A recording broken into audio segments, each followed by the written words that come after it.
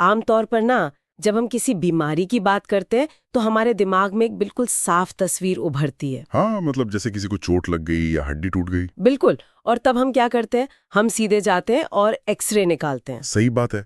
और उस एक्सरे की काली फिल्म पर एक सफेद लकीर साफ बता देती है कि खराबी कहाँ है ना। विज्ञान में सब कुछ कितना सीधा और सटीक होता है, लेकिन जरा एक पल के लिए इस बात को पलट कर देखिए। पलट कर मतलब किस तरह से? मतलब अगर किसी इंसान के शरीर की बजाय पूरे के पूरे समाज का ही एक्सरे निकालना हो तो वो कैसे होगा? अरे ये तो बहुत ही दिलचस्प सवाल है, क्योंकि कोई ऐसी मशीन तो बनी नहीं है जो समाज की नसों में बह रहे पाखंड या लालच को दिखा सके। एकदम सही कहा। वो अदृश्य दर्द जिसे लोग परंपरा का नाम देकर ढोते रहते हैं। तो आज हम अपनी इस डीप डाइव में साहित्य के पन्नों को खंगालते हुए एक ऐसे ही एक्सरे टेक्नीशियन की बात करने वाले हैं। अच्छा, और वो टेक्नीशियन कौन है? उन्होंने किसी मशीन से नहीं बल्कि अपनी कलम की स्याही से पूरे समाज का एक्सरे निकाल कर रख दिया था। समझ गया। और मैं बता दूं कि उस टेक्नीशियन की कहानी भी उनके लिखे उपन्यासों जितनी ही नाटकीय है। बिल्कुल। तो चलिए शुरू करते हैं। बात करीब 1880 के आसपास की है। हाँ, बनारस के पास एक छोटा सा गांव है लम्ही, जहां एक लड़के का जन्म होता है। परिवार वाले प्यार से नाम रखते हैं धनपत राय। धनपत राय। लेकिन जैसे जैसे ये लड़का बड़ा होता है ना, इसके भीतर समाज की विसंगतियों को लेकर एक अजीब सी बेचैनी पैदा होने लगती है। सही बात है। और फिर वो उर्दू में नवाब राय के नाम से लिखना शुरू करता है। उसकी कहानियों में इतनी धार थी कि वो सीधे सत्ता की आंखों में चुभने लगी। और यहीं से कहानी में वो मोड़ आता है जिसने हिंदी साहित्य का पूरा इतिहास ही बदल दिया। 1908 की बात है ना, जब उनकी किताब आई थी। हाँ बिल्कुल, 1908 में नवाब राय की एक किताब छपती है, सोज़े वतन। जिसका मतलब होता है देश का मातम। और उस समय भारत पर ब्रिटिश हुकूमत थी, तो जाहिर है अंग्रेजों ने जब वो किताब पढ़ी तो उन्हें उसके हर पन्ने में बगावत नजर आई। बिल्कुल। सरकार का फरमान आ गया और किताब को विद्रोही करार देकर जब्त कर लिया गया। और सिर्फ इतना ही नहीं, नवाब राय के आगे कुछ भी लिखने पर सख्त पाबंदी लगा दी गई। अब सोचिए, एक लेखक जिसके लिए लिखना सांस लेने जैसा हो और जो खुद एक सरकारी नौकरी में भी हो, वो क्या करेगा? सच में एक आम इंसान तो शायद डर कर कलम ही रख देता, है ना। लेकिन उन्होंने एक ऐसा रास्ता निकाला जो बगावत का एक नया ही रूप था।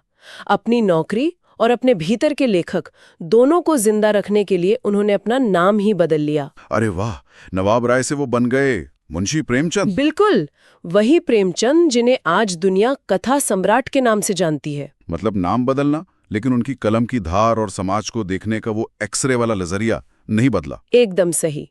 और आज हमारे सफर का जो असल मिशन है वो भी यही है। हम यहाँ सिर्फ प्रेमचंद की जीवनी नहीं पढ़ने वाले हैं। हाँ, हमारे पास जो बहुत ही दिलचस्प अकादमिक शोध, लेख और उनकी मशहूर कहानियों के स्रोत मौजूद हैं, हम उनके जरिए समझेंगे। बिल्कुल। हम ये समझेंगे कि कैसे मुंशी प्रेमचंद ने आज से 100 साल पहले समाज की सबसे गहरी बीमारियां, खासकर महिलाओं की स्थिति, विवाह और धर्म की चीर-फाड़ की थी। और ये देखना सच में बहुत रोमांचक है कि एक सदी पहले लिखा गया साहित्य कैसे आज के मॉडर्न समाज का भी बिल्कुल सटीक डायग्नोसिस कर सकता है। तो चलिए इस डायग्नोसिस को समझने के लिए सबसे पहले उस चीज पर बात करते हैं जो समाज की सबसे छोटी इकाई है, यानी परिवार। हाँ, और डॉक्टर प्रीति के शोध में इस पर एक बहुत ही अहम बिंदु दिया गया है। प्राचीन काल में महिलाओं को सम्मान प्राप्त था, लेकिन बाद में क्या हुआ? बाद में उन्हें सामाजिक बंधनों में पूरी तरह जकड़ दिया गया। हालात ऐसे हो गए कि एक बेटी का जन्म लेना ही परिवार के लिए अभिशाप माना जाने लगा। बिल्कुल, और ये सिर्फ कोई किताबी बात नहीं थी। प्रेमचंद की कहानी नैराश्य में इसका बहुत ही भयानक यथार्थ दिखता है। नैराश्य की निरुपमा की कहानी सच में वो किसी डरावने सपने जैसी है। हाँ, निरुपमा का पति उसे सीधे सीधे धमकी देता है कि अगर इस बार भी बेटी हुई तो वो घर छोड़ देगा। और जब सच में बेटी पैदा होती है तो निरुपमा इसी खौफ और सदमे में तुरंत अपने प्राण त्याग देती है। अरे बाप रे, मतलब सोचिए जरा। ये बहुत ही खौफनाक सच्चाई है उस दौर की। और उसका सबसे बड़ा कारण क्या था? दहेज की भयानक बीमारी। हाँ, स्रोत के जो आंकड़े हैं वो तो वाकई आंखें खोलने वाले हैं। उस समय 500 से 1000 रुपए का दहेज छोटी शादियों में लिया जाता था। और आम शादियों में तो ये रकम 3000 से 4000 रुपए तक पहुंच जाती थी। मैं इस आंकड़े को थोड़ा साफ करना चाहूंगी। आज शायद 4000 रुपए बहुत कम लगे, लेकिन उस जमाने में 4000 रुपए का मतलब था पीढ़ियों की कमाई। बिल्कुल सही कहा आपने। और इसीलिए माता पिता बेटी की मृत्यु पर बाहर से भले रोते हों, लेकिन अंदर से खुश होते थे कि एक बड़ी बाधा टल गई। ठीक है, तो चलिए इसे थोड़ा खोलकर समझते हैं। स्रोत में एक बहुत ही सटीक बात कही गई है। माता पिता के लिए बेटों की शादी एक ऑप्शनल यानी वैकल्पिक विषय की तरह थी। मतलब अगर बेटा कमाएगा तो शादी करेंगे, वरना नहीं। बिल्कुल।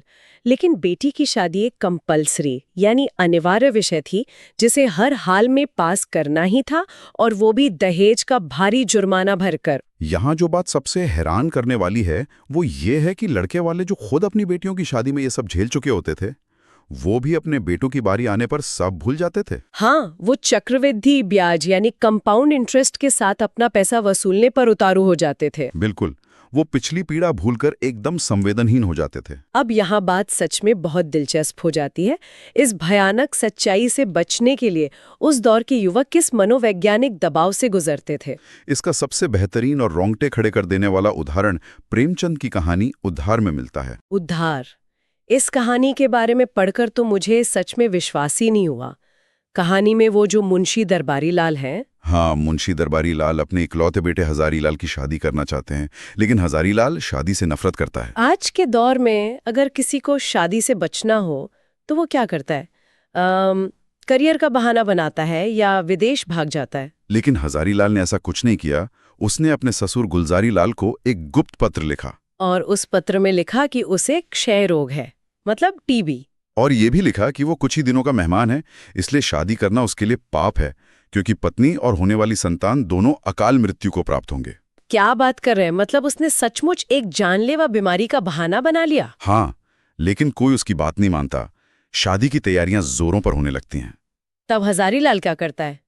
वो घर से भाग जाता है। बिल्कुल, वो सोचता है कि उसके माता पिता कुछ दिन रोएंगे, लेकिन एक मासूम लड़की वैधव्य यानी विधवापन के अग्निकुंड में जलने से बच जाएगी। अरे बाप रे, अपना अस्तित्व ही मिटा दिया उसने। हाँ, और बाद में रेलवे ट्रैक पर कुछ हड्डियां मिलती हैं, जिससे उसकी मौत का अनुमान लगा लिया जाता है। लेकिन कहानी यहाँ खत्म नहीं होती है ना? नहीं, महीनों बाद वो लड़की अंबा, जिसकी शादी होने वाली थी, उसे तीज के दिन हजारी लाल के परिवार से एक उपहार मिलता है, तीज पठौनी। और वो अंबा क्या कहती है? वो कहती है कि हजारी लाल मनुष्य नहीं, देवता थे। बिल्कुल, अंबा उन्हें अपना उद्धारक मानती है, जिसने उसे अथाह गहरे पानी में डूबने से बचा लिया। अगर हम इसे बड़ी तस्वीर से जोड़कर देखें तो प्रेमचंद यहाँ उन माता पिताओं को क्या कह रहे हैं? वो उन्हें कसाई, बधिक और हत्यारे कह रहे हैं, जो अपनी उमंग में अंधे होकर बेटियों को कुएं में धकेल देते हैं। एकदम सही बात है। ये कहानी समाज के उस अंधेपन पर एक तमाचा है, जहाँ शादी लड़की को कुंद छुरे से रेतने के समान हो गई थी। बिल्कुल, लेकिन जरा सोचिए, जब हजारीलाल जैसे लड़के बलिदान नहीं देते थे, तब क्या होता था? तब तो स्थिति और भी भयानक हो जाती थी। यहीं से बेमेल विवाह और विधवापन की समस्या जन्म लेती थी। हाँ, जैसे सेवा सदन में पैसों की कमी के कारण सुमन की शादी एक अधेड़ उम्र के और कंजूस गजाधर प्रसाद से कर दी जाती है, और इसी बेमेल शादी के कारण वो वेश्यावृत्ति के नर्क में जाने को मजबूर हो जाती है।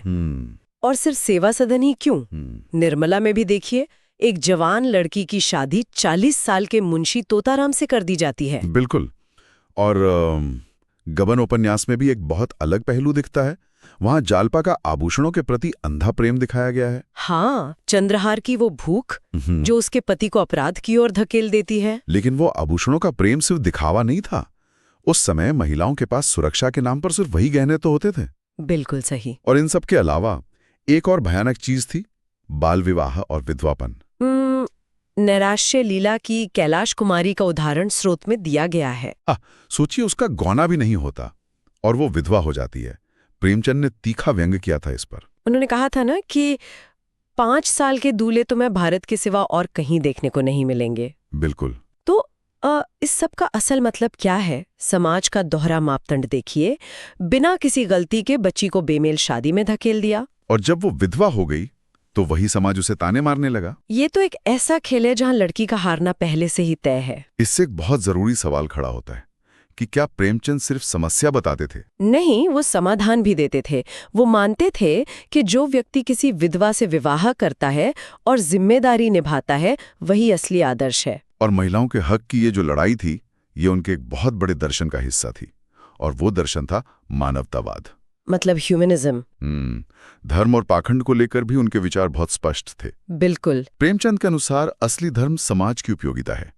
उन्होंने वसुधैव कुटुंबकम के तहत मानव धर्म की स्थापना की। हाँ, और उनका मानना था कि कुछ ब्राह्मणों और मौलवियों ने अपने स्वार्थ के लिए धर्म का प्रयोग शुरू कर दिया था। हिंसा परमो धर्म, मंत्र और मुक्तिधन जैसी कहानियों में ये साफ दिखता है। और स्रोतों के अनुसार वो ये भी मानते थे कि सांप्रदायिक झगड़े ज्यादातर राजनीतिक पार्टियां अपना उल्लू सीधा करने के लिए करवाती हैं। हाँ, और यहाँ हम श्रोताओं को स्पष्ट कर दें कि हम स्रोतों में दी गई इस जानकारी को बिना किसी राजनीतिक पक्षपात के सामने रख रहे हैं। बिल्कुल, हम बस वो रिपोर्ट कर रहे हैं जो मुंशी जी के साहित्य और शोध में लिखा है।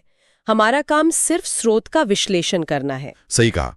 और वैसे छुआछूत के मामले में तो वो गांधी जी से भी एक कदम आगे थे। क्या बात करें, गांधी जी से भी आगे?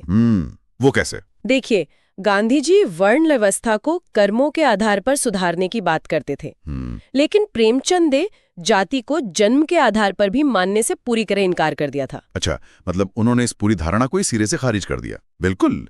और स्त्री पुरुष समानता पर भी उन्होंने स्पष्ट कहा था कि अगर पुरुष नारी का गुलाम नहीं है तो नारी भी पुरुष की लौंडी या दासी नहीं है। दोनों बिल्कुल बराबर हैं। सच में मैं सोच रही थी कि प्रेमचंद आज के सोशल मीडिया एक्टिविस्टों से दशकों पहले सिर्फ अपनी कलम के जरिए समाज की हर बुराई से एक साथ लड़ रहे थे। एकदम सही बात है। अगर हम इस पूरी बात को समेटें तो प्रेमचंद के जीवन दर्शन का मूल तत्व यही था कि उस मजहब के सामने माथा टेकने से कोई फायदा नहीं जो इंसानियत और भाईचारा न सिखाए। बिल्कुल। तो आज के इस डीप डाइव में हमने समझा कि मुंशी प्रेमचंद का साहित्य सिर्फ कहानियां नहीं है। हाँ, बल्कि वो एक पूरे युग का जीता जागता दस्तावेज है। हमने देखा कि कैसे दहेज की कुप्रथा ने उद्धार के हजारी लाल को अपना वजूद मिटाने पर मजबूर कर दिया। कैसे बेमेल शादियों ने जिंदगियां बर्बाद की, और कैसे प्रेमचंद ने तमाम धर्मों और रूढ़ियों से ऊपर उठकर मानवता को सर्वोपरि रखा। बिल्कुल। तो आज की इस चर्चा को समाप्त करते हुए हम श्रोताओं के सोचने के लिए एक गहरा विचार छोड़ना चाहते हैं। हाँ, आज हम 21वीं सदी में हैं, हमारे पास बेहतरीन तकनीक और कड़े कानून हैं, लेकिन प्रेमचंद ने जिन मानसिकताओं के बारे में लिखा था, मतलब दहेज का छिपा हुआ दबाव, लड़कियों को आज भी कई जगह बोझ समझना और धर्म के नाम पर राजनीतिक रोटियां सेकना, क्या वो चीजें सचमुच समाज से खत्म हो गई हैं? या फिर उन्होंने सिर्फ अपना रूप बदलकर आज के आधुनिक समाज में नए कपड़े पहन लिए हैं? ये सोचने वाली बात है।